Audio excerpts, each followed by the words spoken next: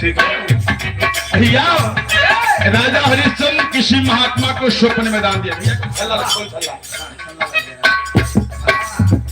राजा हरिश्चंद्र किसी महात्मा को स्वप्न में दान दिए। सवेरा हुआ, आकर अटारी के सामने खड़े हो गए।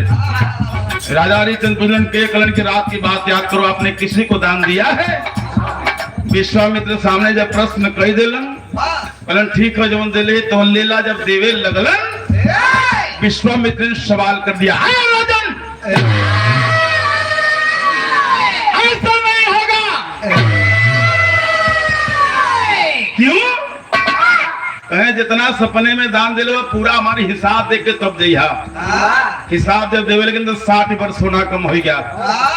जब 60 वर्ष सोना सपने में ज्यादा दे दे और महल में कम बा, वह 60 वर्ष सोना के पूर्ति करे खातिर 30 भर में राजा हरिश्चंद्र बिक गए, 30 भर में दुल्ही तारा बिक गए। लेकिन बेटा के क्यों लेवे वाला